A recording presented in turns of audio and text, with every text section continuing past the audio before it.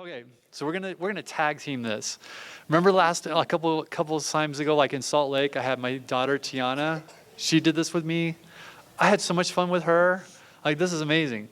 So I'm like, okay, I don't have any daughters left over to bring, so Ava gets to be my substitute for today. We're actually working on something that maybe many of you know.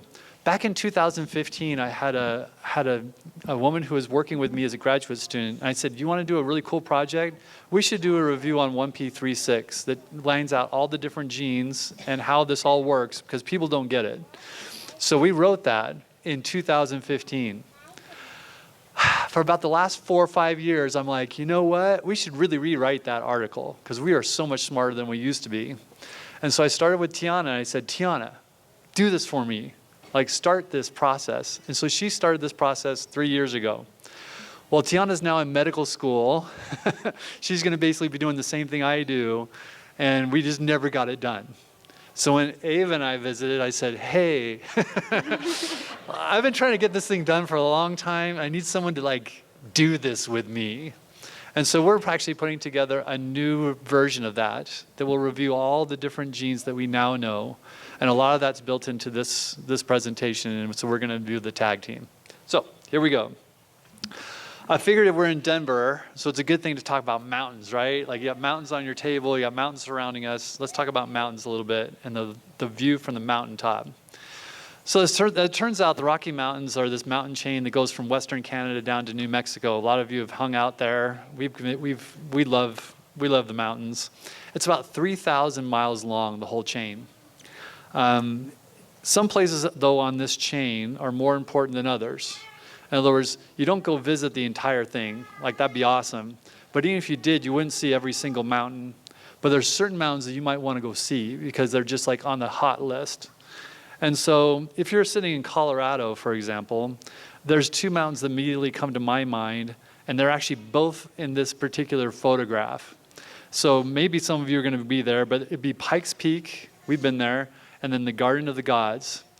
They're dramatically different. They're different kinds of mountains. One is way taller than the other.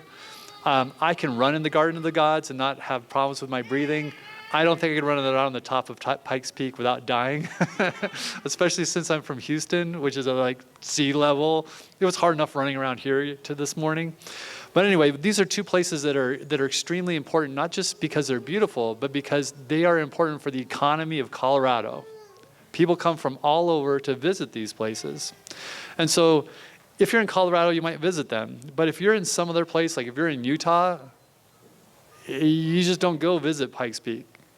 Like, it's not there. And you're not going to see the Garden of Gods if you're in Utah. Or if you're in this part of the States, or if you're up there in Canada, you aren't going to see it. No matter how hard you look, it's not going to happen. The same thing is true with chromosome 1p36. 1p36 is also like this big, long chain of genes. It goes from the tip of 1p36 all the way down to the bottom, and we have special ways of writing that out with little numbers. That's 351 genes. That's a lot.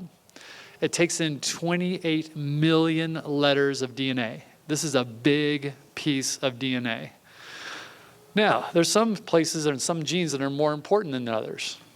So, for example, on this particular region, which is almost like just a section, in this particular section that's kind of like with a little red square, you're going to find some important genes. 2 of those important genes are PRDM16 and AJAP1. Many of you know PRDM16 because I keep on harping about this. If your child is deleted for this gene, your child has a risk of having cardiomyopathy at some point in their life, even if they're not born with that.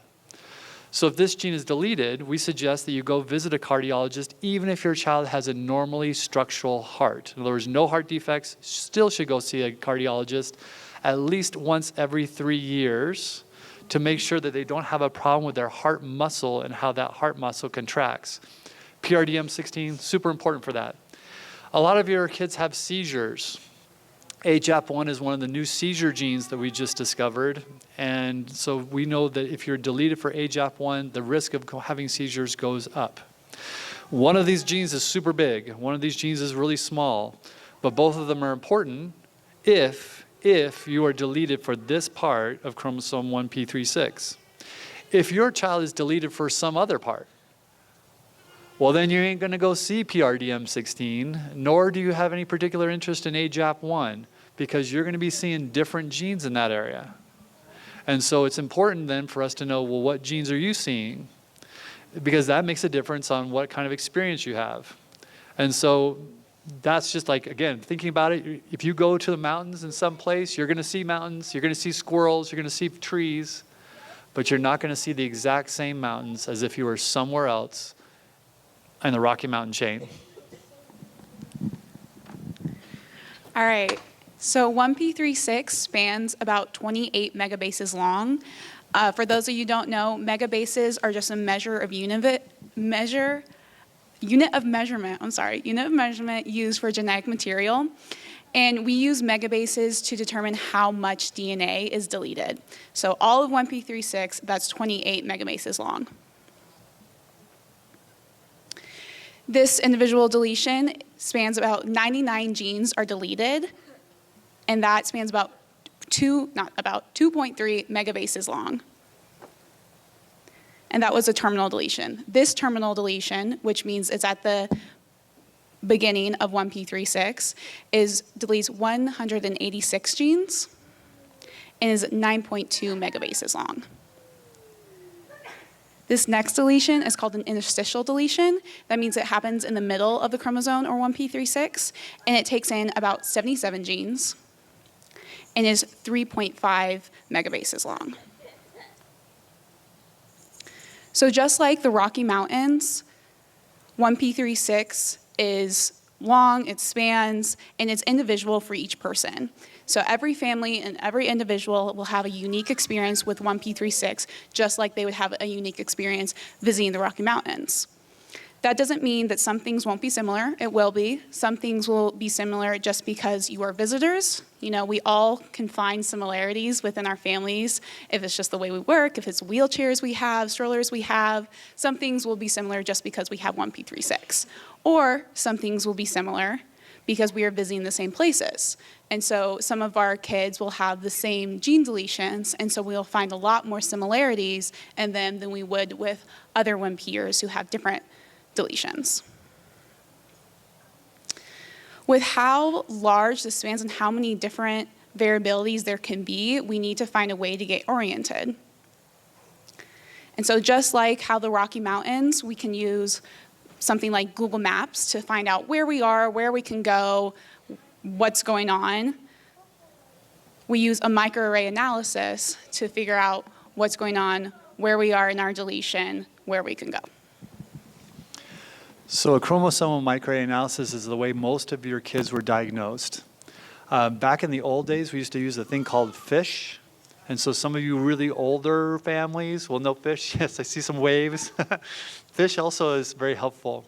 In FISH, you basically take a fluorescent probe that's specific to one part of the DNA, and you actually look at the chromosomes under a microscope, and it lights up this one little area.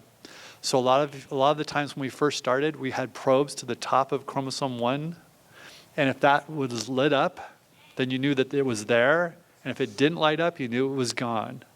But we just used like one probe. Then they made lots of probes for other parts, and they started using probe after probe after probe. The problem is every one of those is a separate experiment. Really painful. When I started being a doctor and doing science, I was doing just that. And I would go into the lab, and it would take me weeks to figure out how big a child's deletion was and where it sat. And I had to do multiple experiments. We don't do that anymore. Instead, we use this thing called a microarray. And this is actually a picture of a person holding a microarray. It's about the size of one of those little lab slides you used when you were in elementary or junior high, looking at the parameciums. Yeah, that was the same. It's about the same size. So how do we do this? Back in the old days, we used to get blood samples, and we used to get DNA out of the white blood cells, because white blood cells actually have DNA, but your red cells typically do not. But more of you in the newer group are probably just getting swabs. It took us actually a long time to be able to use swab DNA, because there's rules that says if you're going to do a genetic test in a clinic, on a clinical basis, you have to prove that whatever way you get the DNA, it's going to work just like the other way. So every lab had to actually prove that their tests could be done on either blood or on saliva, and now we use mostly buccal, which is kind of like you brush your teeth, and you're just like pushing this around. The DNA microarray has thousands of probes on it. If you want to think about it, it's almost like doing fish like 1,000 times over on one little slide. We have probes that go all from the very top of chromosome 1p36 until the bottom and actually go all over all the DNA. Much more probes actually than shown here. This is just the top of 1p36, but we have hundreds of probes that might be in this area. We then use a thing called a laser scanner. We take DNA, we put it on the slide, and when it's ready to be looked at, we use a laser scanner. This thing costs more than my house. There's not a lot of these just hanging out like, hey dude, you got a laser scanner I can borrow? These things are usually held in laboratories, and they may have more than one because they're doing so many of these every day. But this laser scanner will then produce something that's kind of like a picture. This is actually the results of a microarray. This one has 1 million probes on a glass slide that's that big. If you blow it up, you can actually see that every one of those little circles is actually a circle of DNA that corresponds to a specific area of the DNA in all of our DNA. So some of these are 1p36 spots, others are from another chromosome, others are another chromosome, and they mix them all together so that if one piece of the array doesn't work right, you can still get all the information. Like you don't just like lose a whole chromosome if a little piece of the array doesn't work. What you can also probably see is that there's different colors. So there are 3 basic colors. There's green, yellow, and red. If we just delete everything out, the green means that you have only 1 copy of the DNA at that area. Now everybody's supposed to have 2, one from mom, one from dad. All of your kids are missing pieces of DNA from chromosome 1, so they would have little green spots instead of yellow spots. Yellow means it's normal, that's 2 copies. And then some areas actually have 3 copies, that turns red. As you can imagine, I don't sit down and look under a microscope and say, well, what is each spot? And then try to map it. That would be just as bad, if not worse, than trying to do fish for all the different parts. Instead, we use a computer that does it for us. So the computer puts all the spots and their information back in order, and then we can look at it based on what chromosome it's on. So if I just kind of blow up this area, this is actually a piece of chromosome 1, but you can see that the green ones, in this case, they're deleted. And so we can draw a line from the black ones, which are normal, and we can say this is exactly where the deletion begins, and this is exactly where the deletion ends. And you can probably also see that there's some little kind of gray letters. Those are the actual genes that are in that area. So very quickly we can go from what region are you in to what genes are then involved. This is what we usually get as a report. Your reports will look a little fancier. This is a black and white one from like a long time ago. But they all have the same information. It usually comes in a box. Like that table is what I really want to see. If you blow that table up, basically it says there is a loss or a deletion. It tells me what chromosome it's on. In this case, it gives me the very detailed numbers of where it's at. And then it says the maximum interval is this big. And sometimes it says the minimum interval because there's some like uncertainty. Nowadays, they sometimes just give you one set of numbers, but those numbers are the key. With those numbers, I can then go back and say, this is how big it is, this is what genes it contains, and then we can start talking about like, what do those genes do?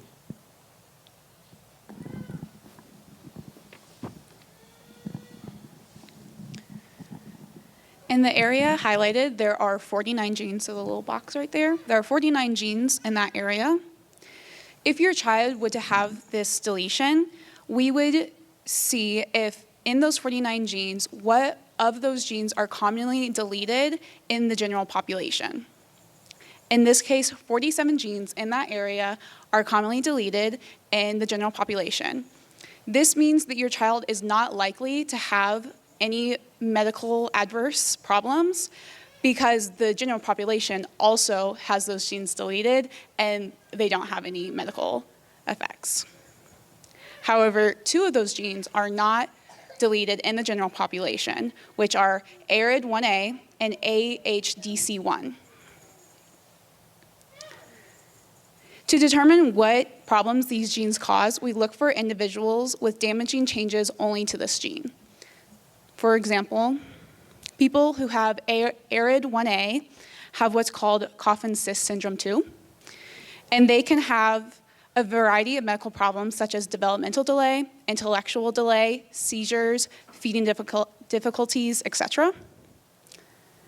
And then individuals who only have a functioning copy of AHDC1 have a difference disorder called Zy-Gibbs syndrome.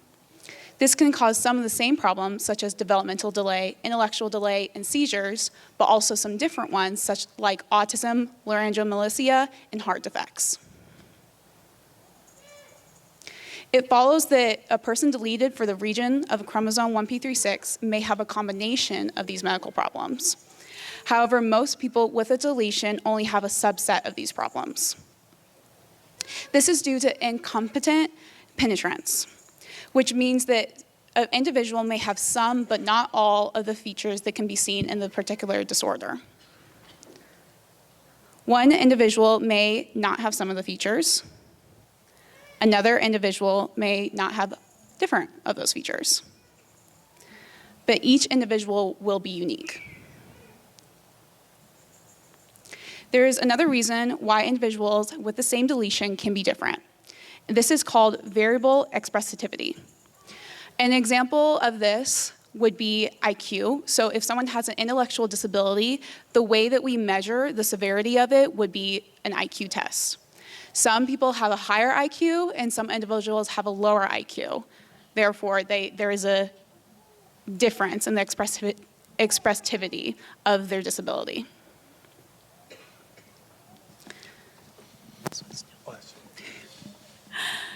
The most common area that is deleted in 1p36 is the tip. This region contains several important genes, such as GMB1, SCI, which effects will be described very soon, or there's some here, but we're still finding out more. PRDM16. This one is very important because it causes cardiomyopathy, which is problems of the muscle of the heart. Children with this gene, like Dr. Scott said, need to have echocardiograms at least once every 3 years to monitor their heart function. And if we extend that region a bit farther, we encounter a new gene, which is AJAP1. And this is the subject of a paper that will be published very soon. So going back just for a second, sometimes people say, well, why is it that there's variable expressivity or incomplete penetrance? Like, why doesn't my child have seizures when other kids do? Or why doesn't my child have difficulty with being overweight and other children have problems with not gaining enough weight? Or maybe you had a combination of both. It's a really good question, and we don't understand always why that is. But even amongst individuals who have just one gene deleted, we see differences. So we think that maybe it's because there's differences in the copy of the gene that's not deleted. So remember, you get a copy from mom and a copy from dad. If you think about it, well, all of one copy is gone, but the other genes are still hanging out. What if a gene works a little bit better than it should? In other words, what if it for some reason, it just functions better?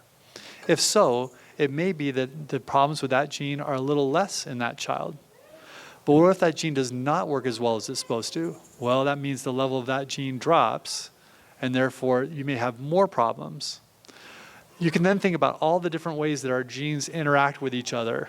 and these they interact all over the place. And so there may be, again, some interactors that are stronger or weaker, and this is what we think causes most of the differences between individuals who have the exact same deletion. So you have two things going on, different deletions, and you'll have different deletions in this room, and you'll have incomplete penetrance and variable expressivity, even if you have the exact same change.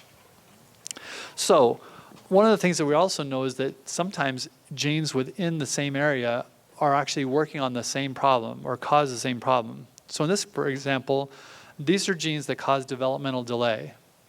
So one could say, well, if you have both a GNB1 and a SCI deletion, are you more likely to have developmental delay? We would say probably yes, because both of those genes are important on how brain functions. There are multiple genes now that are known to cause seizures all by themselves. The more of these genes that are deleted, the more likely, perhaps, that a person is going to end up with having seizures. At the same time, seizures are incompletely penetrant. And so some people have seizures right away, some people don't have seizures ever, and some people have seizures even to begin, and then after a while get better. Welcome to like all the happiness that happens with 1p36. This is why we visit with you and we say, what's going on with your child, right? Because we cannot do a crystal ball and say for sure that this is what's going to happen. Instead, many of our job is to say, these are the things we should be worried about or we should monitor for. And so I may teach you how to respond to seizures or even send you to go visit with a neurologist. And you may never use that information, and that would be a blessing. At the same time, when you have that seizure, you're going to want to know what you're supposed to do. So we talk about these things. How many genes do we know so far? Like if we took the whole thing, all of 1p36, how many genes are those really important genes? Like the highlights. We think that there's a total of 351 genes. Of those, about 60 are not seen to be deleted or hurt in the general population at a high level. So all the other ones probably don't make a big difference in a person's health, but these 60 do. If you then take those 60 and say, how many do we really understand really well? I would put maybe in the order of, let's say, 12 genes that I can say that we have great proof in humans that they cause disease. We hold a very high bar on this. So there are many genes that we know what they do in mice, and we think they do the same thing in humans, but we have not proved it. How do we prove it? We have to gather a whole bunch of kids, just like Ava was explaining, to have the same gene affected, and we look at what that gene is doing, and then we develop a paper where we explain all the things that we've seen and say, this gene does this. We've recently done that for AJAP1 that says AJAP1 causes seizures. That paper was published, I think, 2 weeks ago. So it's fresh out there. We're having another paper that's going to come out that's going to talk about how SCI works. SCI is very important for something that's been difficult, which is obesity. So it's one of the obesity genes, so it causes some problems with that. There's other genes that we know that also cause those same type of issues. SPEN would be another one that seems to be very specific for females. Anyway, we learned about these genes little bit by bit, but we have a long way to go. 60 and 12 are two very different numbers. So I'm going to have something to do until I retire, maybe even longer, right? One of the things I think about when you're up here in the Rocky Mountains, and maybe some of you will go mountain climbing, I don't know. I like climbing mountains. This is kind of a team thing. So often we come together as a team, we teach each other about things, and we have different experiences. One of the things I like about coming to this conference is I learn from all of you, and you tell me stuff that I don't know. And it triggers things. It's like, yeah, I should think about that more. Or I haven't looked for a gene that causes that particular issue. And so working together, we'll do this. And I'll keep coming to these conferences for as long as I'm around. And you keep coming to these conferences for as long as you're around. We'll try to do the very best we can. And we're going to try to get some other people to be interested in these things over time. We'll see what they do for us, okay? How do we find these new genes? I've already said that sometimes we gather a whole bunch of kids that have the same problem, and we learn from them. I've also talked about how we sometimes learn from mice. So some of you don't know, but I do both things. So I am a geneticist. I see kids in the clinic, and I also run a mouse lab. And our mouse lab has a bunch of mice that don't have 1p36, but they have all the problems of different genes of 1p36. And so we use our mice to learn about what each one of those genes do. And so if you said, well, are you highly involved in 1p36? The answer is our mice are highly involved. We're highly involved. Everybody's highly involved. And we try to figure these things out. A new thing that's coming up is machine learning or AI. We call it machine learning because that's more clear what we do. Machine learning is something we're also using to learn about new 1p36 genes. The basic idea that we do is we say, well, can we teach a computer what are the types of genes that cause heart defects? And if we feed that into a machine learning algorithm, it will try to find all the things that are similar between those genes. Then I say, hey, here are all the genes on 1p36. How many of those look like the other genes? In other words, they're in the same place, they're doing the same kind of jobs. And the machine learning algorithm that we use will actually score all the genes in 1p36 to say, these are ones that look a lot like the genes that cause cardiac defects, and these ones don't. So we push aside the ones that don't, and we focus on the ones that do. And so we're trying to use new technologies to help us to do things faster, because people who have seizures want to know about seizure genes. Kids with cardiomyopathy want to know about cardiomyopathy. We want to as well. But helping us to know which genes we're probably looking at helps us out quite a bit. This is where I work. I work in Houston, Texas. I'm at Texas Children's Hospital and Baylor College of Medicine. Over the course of time, there's been lots of people who have come through our lab who have worked on 1p36 projects. These are two that are highlighted in red who have been here for at least a decade or longer working on these kind of projects. You don't know their names, but they are doing a lot of work for you, especially in the mouse room. And so you can thank them. If you ever run into Bum Jun Kim or Andres Hernandez, they are dedicated 1p36 people. We're always grateful for the people who pay the bills. A lot of our work is done through different organizations, and the government helps us out as well. But we're especially grateful to you. We have all kinds of people who come together to help us. I don't think people realize this, but the way science is done today, if I was to do this all by myself, there'd be just no way to play the game, even with all your help. Instead, what we're doing is we have this network of physicians from all over the world who come together and help us. And most of us have done like sometimes multiple gene discoveries together, and we've never met each other. Like we see each other like, hey, that's you? Like, dude, I thought you were older, or I always imagined you were thinner. I don't know, whatever. But we don't know each other except for through these work that we do. But there are some names that if you mention them, they are immediately important because they work so hard for you. So if you ever feel like you're alone in this, realize that there's a whole lot of people who are thinking about you and your kids and are trying to do the very best to understand what the genes do so that we can get better therapies and such for you. And with that, I think we have 15 minutes if we want to for questions. Does that sound good? Okay. Okay, my question is, I am a Down syndrome carrier. I have a brother who's Down syndrome. My daughter is also a Down syndrome carrier. And thank the gods, my grandson is not a carrier and does not have Down syndrome.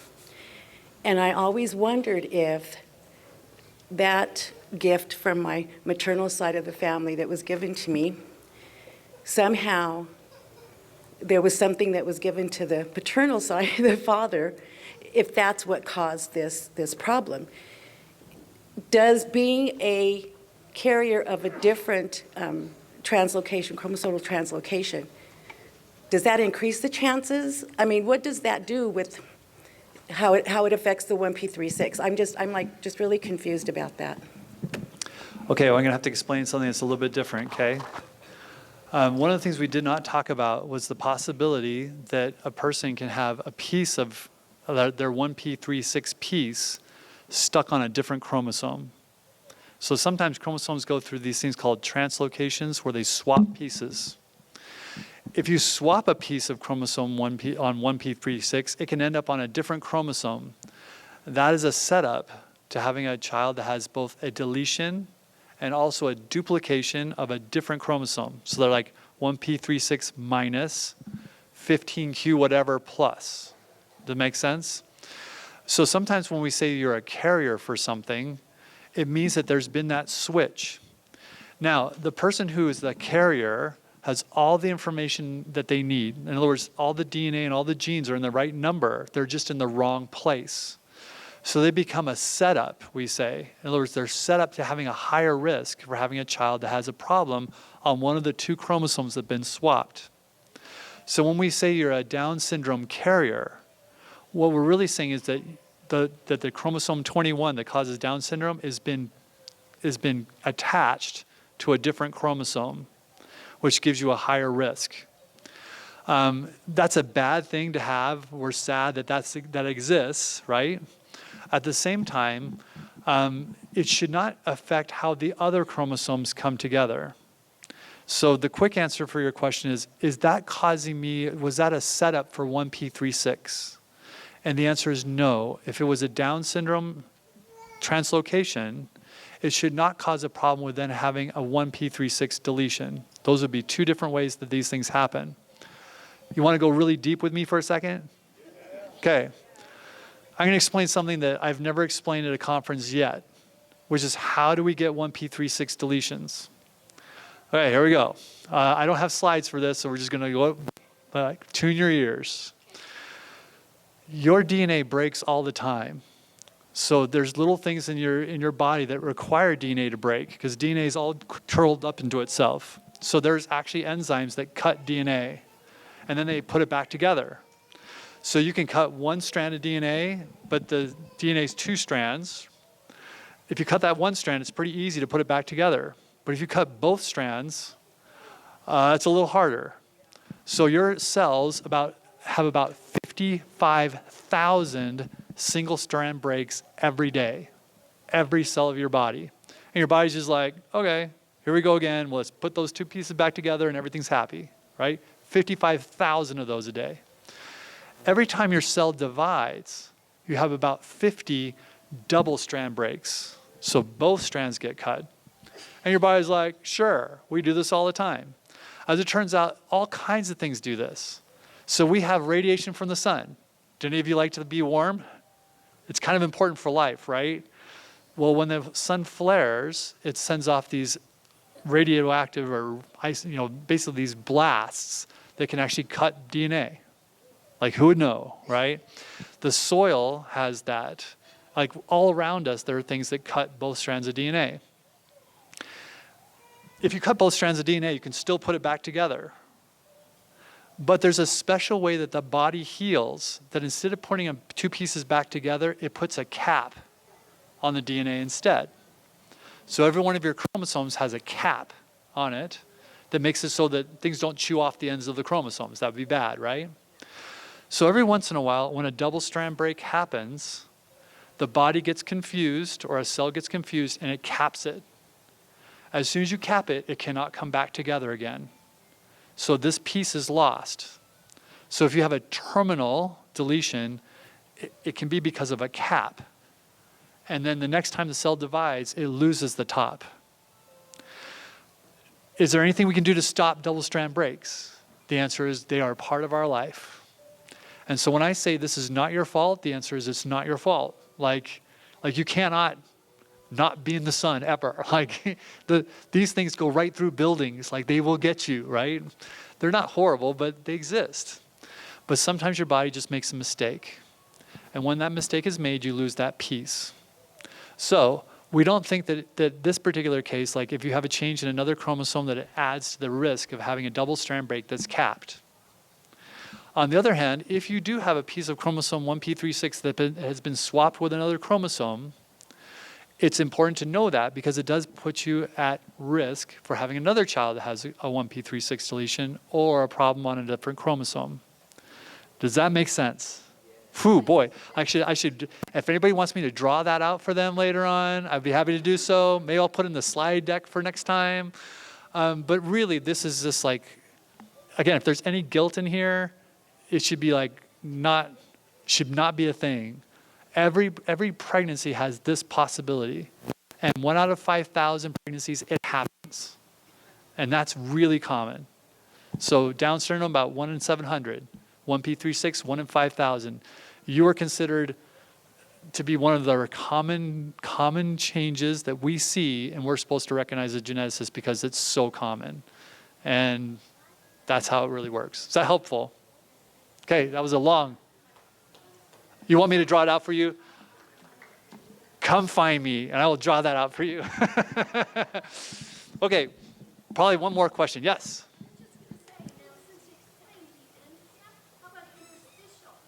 Interstitials.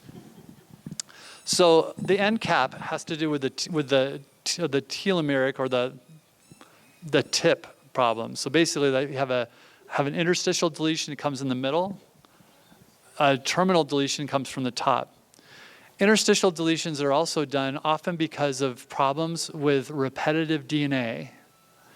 So your body has unique DNA, and it has DNA that's actually like the same letters over and over again.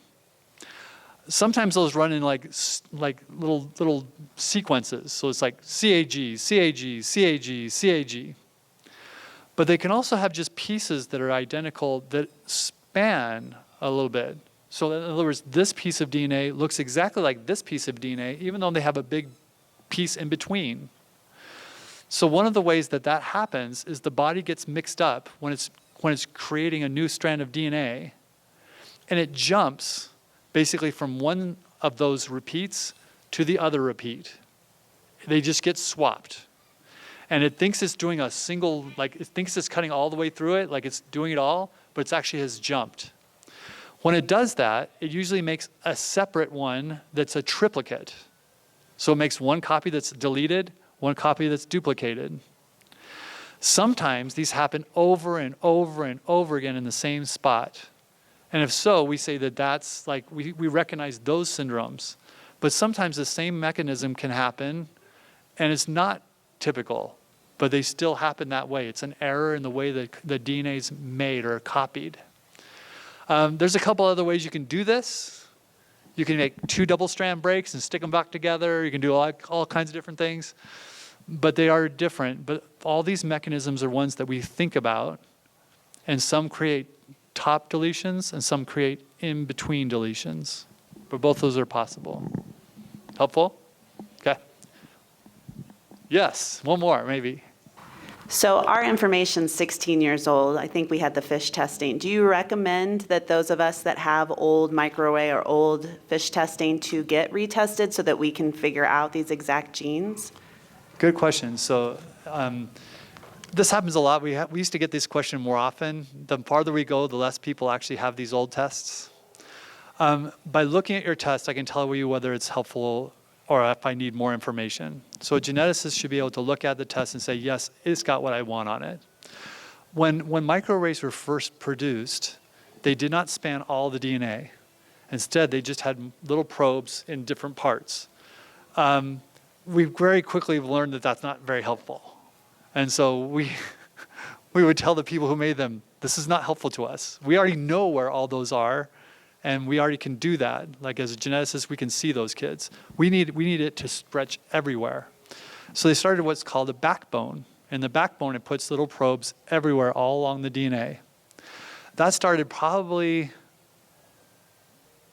maybe 17, 18 years ago. So if you had a microarray, even that long ago, it would probably be just fine and nothing more that you'd need. You just need to make sure that someone's looked at it and said, these are the genes that we're playing.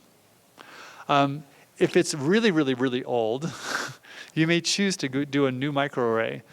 But for most of you in this room, that will not be helpful. Instead, it'd be more helpful just to have someone sit down and say, what are the genes that are deleted, and is there anything I need to know about that would be helpful?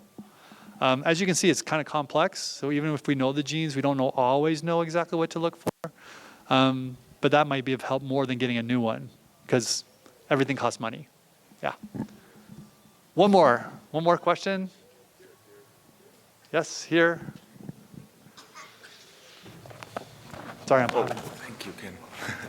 These are heavy. So maybe just a quick question. So we have an appointment with our geneticist probably like every 5 years. Okay.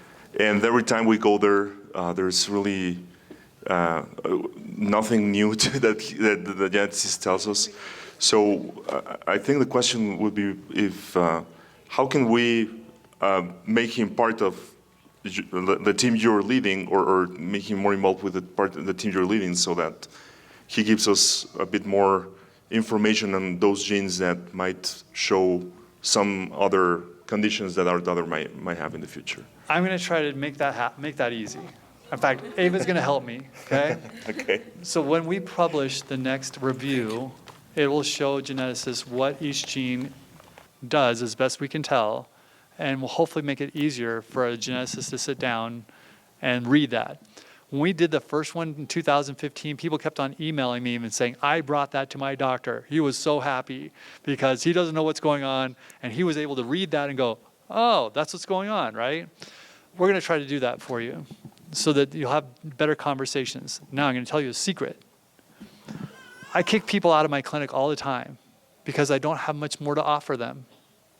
And that's not a bad thing, because there is a limit, right? After we've had a really deep conversation and we've looked at all the genes, then I'm mostly going to send you to specialists. So for example, if you come and you say that your child has seizures, I'm like, ow. I know why she has the seizures because she's missing these genes, but I don't know how to treat those seizures. So I send you to a neurologist, right? Your neurologist is probably 10 times more important to you to visit than me because he's going to treat something. Now, he may ultimately look at the genes that are deleted and say, that gene works this way. I wonder if this drug will help. That's what I'm going to try to give him. So that the other specialists who know what they're doing can say, this is how this gene works. I can do this. But I must admit, I see lots of kids when they first come in, and some people come and visit me, but after a while I say, hey, if you want to come back every 2 or 3 years, that's fine. If you never want to see me again, that's okay, because your life is really busy, right? And as long as you see your cardiologist and your neurologist and whatever is really important for your child, I'm perfectly happy with that because they're going to take good care of you. Does that make sense? So I don't feel bad about your geneticist not wanting to see you except for every 5 years, nor do I blame him for not necessarily knowing something new. But we'll see if we can get more information. That would be really easy. Yeah. Okay, we're out of time. Thanks a bunch, and we'll have question and answers later.